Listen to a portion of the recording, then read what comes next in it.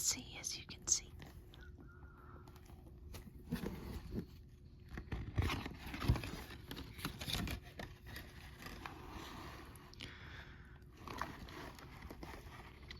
There is a secret world waiting below the waves where orcas and fish swim through coral sea caves. Many wonderful things hidden out of view are at home in an ocean of sparkling blue.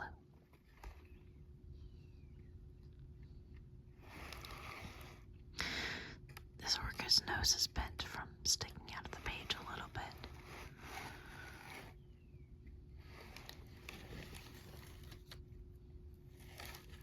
Whoops, wrong page. These sea turtles hurtle through dim waters deep. I wonder what special secrets they keep. You can tell by their eyes they are watery wise, but where are they going? Well, that's a surprise. They flip and they dip through the water's flow with the fish up above and the coral below.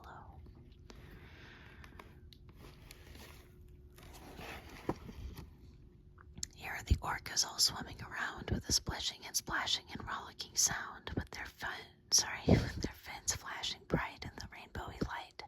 They know something special will happen tonight. This page is a little underwhelming. It doesn't really pop as much. Families of dolphins dive through the bright waters. The mothers, the fathers, the sons, and the daughters blow bubbles and sing. They're all very excited. There's a party tonight and they've all been invited. As the stars start to shine on the darkening shore, a whale gives the signal the sea life waits for. By the light of the moon, she lifts up her great fin and her tail waves a sign for the fun to begin.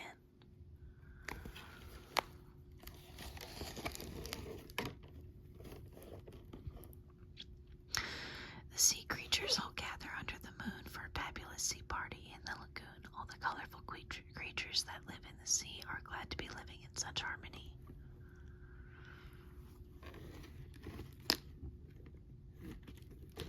Isn't that cool? I always thought this pop-up book was really cool. Maybe not so much as an adult, but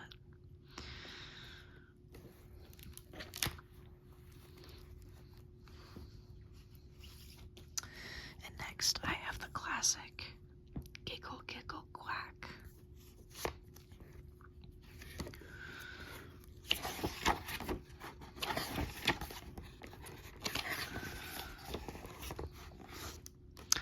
Farmer Brown was going on vacation. He left his brother Bob in charge of the animals. I wrote everything down for you. Just follow my instructions and everything will be fine, but keep an eye on Duck. He's trouble. Farmer Brown thought he heard giggles and snickers as he drove away, but he couldn't be sure. Bob gave Duck a good long stare and went inside. He read the first note. Tuesday night is pizza night, not the frozen kind. The hens prefer anchovies. Giggle, giggle, cluck. 29 minutes later, there was hot pizza in the barn.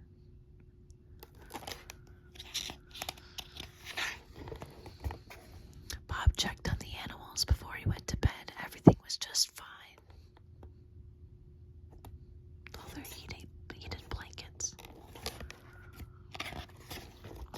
Wednesday is bath day for the pigs. Wash them with my favorite bubble bath and dry them off with my good towels. Remember, they have very sensitive skin.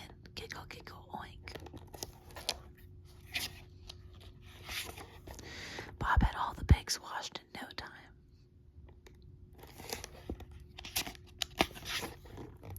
Farmer Brown called home on Wednesday night to check in. Did you feed the animals like I wrote in the note? He asked. Done, replied Bob, counting 7 empty pizza boxes. Did you see my note about the pigs? All taken care of, said Bob proudly. Are you keeping a very close eye on Duck? He asked. Bob gave Duck a good long stare. Duck was too busy sharpening his pencil to notice. Just keep him in the house, ordered Farmer Brown. He's a bad influence on the cows. Giggle, giggle, moo, giggle, oink, giggle, quack. Thursday night is movie night. It's the cow's turn to pick. Giggle, giggle, moo. Bob was in the kitchen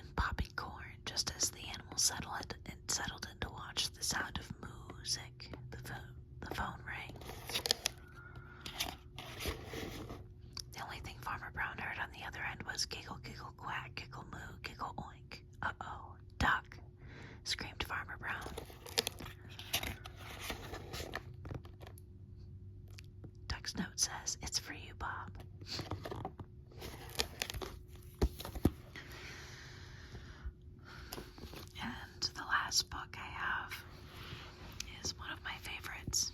It's called The Girl Who Loved Wild Horses. The art style in it's very beautiful in my opinion. And yes, I was a sort of horse girl when I was a child. I loved horses, but never had one. We weren't rich.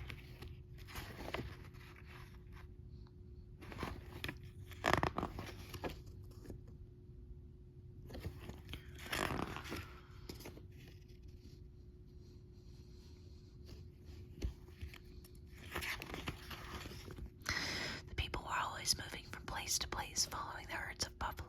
They had many horses to carry the teepees, all their belongings. They trained their fastest horses to hunt the buffalo. There was a girl in the village who loved horses. She would often get up at daybreak when the birds were singing about the rising sun. She led the horses drink at the river. She led the horses to drink at the river. She spoke softly and they followed. People noticed that she understood horses in a special way. She knew which grass they liked best and where to find them shelter from the winter blizzards.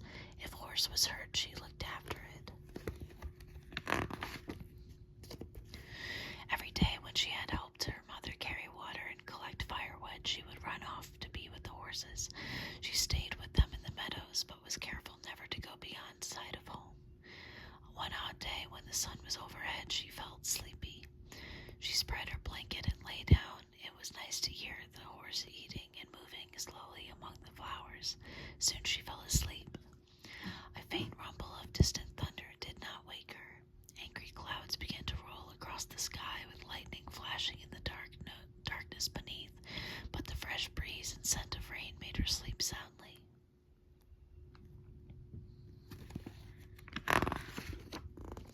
Suddenly there was a flash of lightning, a crash and rumbling which shook the earth. The girl leapt to her feet in fright. Everything was awake. Horses were rearing up on their hind legs and snorting in terror. She grabbed a horse's mane and jumped on its back.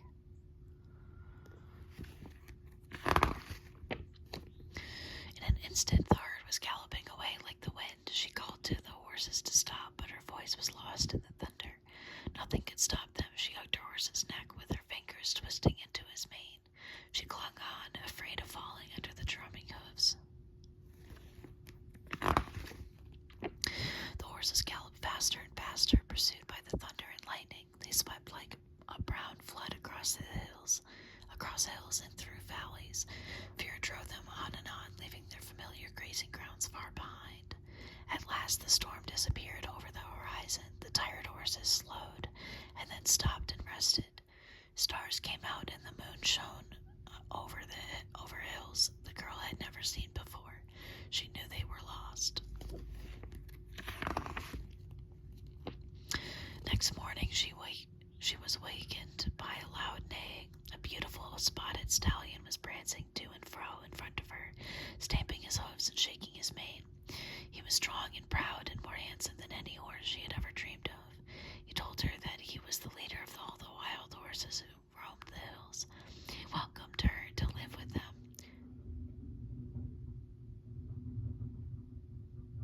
She was glad, and all her horses lifted their heads and neighed, joyfully happy to be free with the wild horses.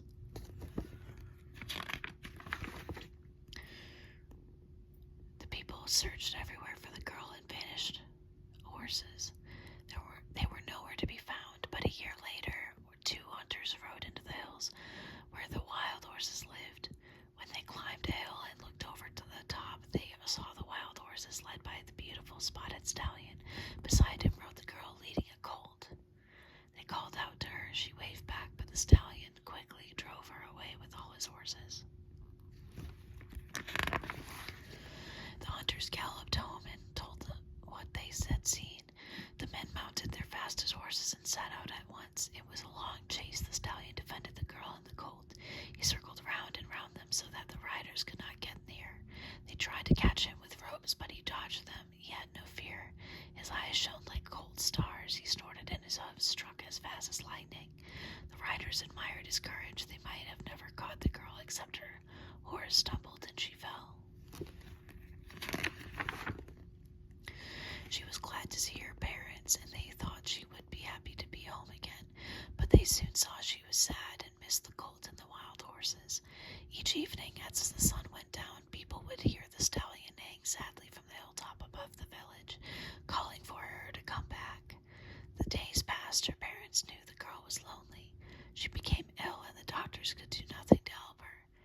asked what would make her well again. I love to run with the wild horses, she answered. They are my relatives.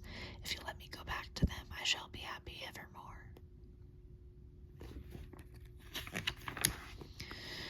Her parents loved her and agreed that she should go back to live with the wild horses. They gave her a beautiful dress and the best horse in the village to ride. The spotted stallion led his wild horses down from the hills. The people gave them fine things to wear, colorful blankets and decorated saddles. They painted designs on their bodies and tied eagle feathers and ribbons in their manes and tails. In return, the girl gave the colt to her parents. Everyone was joyful.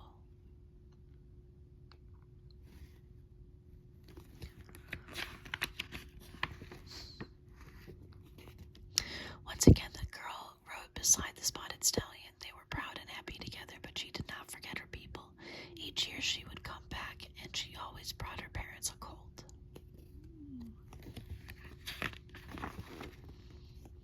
And then one year she did not return and was never seen again, but when hunters saw that wild horses there galloped beside the mighty stallion, a beautiful mare with a mane and tail floating like wispy clouds about her.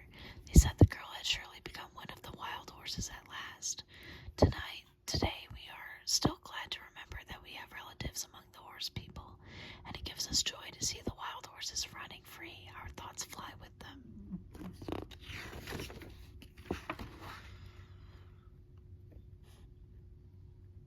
A Navajo song about his horse. My horse has a hoof like striped agate. His fetlock is like a fine eagle plum. His legs are like quick lightning. My horse's body is like an eagle plumed arrow. My horse has a tail like a trailing black cloud. His mane is made of short rainbows. My horse's ears are made of round corn. My horse's eyes are made of big stars. My horse's teeth are made of white shell. The long rainbow in his mouth